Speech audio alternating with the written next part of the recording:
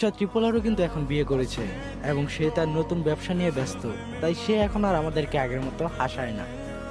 এক্সাদিবল gamer তো এখন trading নিয়ে ব্যস্ত, তার কি আর আমাদের কথা মনে আছে? জান্নাত গেমিং এর বিয়ে হয়ে সে এখন বাচ্চার মা হয়ে গেছে। স্যাটেলাইট অর্পা মানে কাজী অর্পা তো এখন আর বাংলাদেশেই নেই, সে পড়াশোনার জন্য বিদেশে গেছে। গেমিং ওই জিহাদ ব্যাক করবে করবে বলে এখনো সে ব্যাক করলো না। নাইম আলম এখন আর MP40 দিয়ে বারমুডা ম্যাপ কাঁপায় না।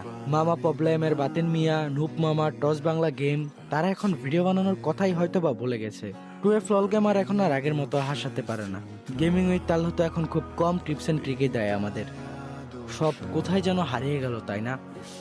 হ্যাঁ, এখন কমিউনিটিতে অনেক ভালো ভালো ক্রিয়েটর এসেছে বা হয়েছে, তবে আগের কমিউনিটিটা ছিল দুর্দান্ত। কি ছিল না সেখানে? কথায় আছে না, ওল্ড ইজ গোল্ড।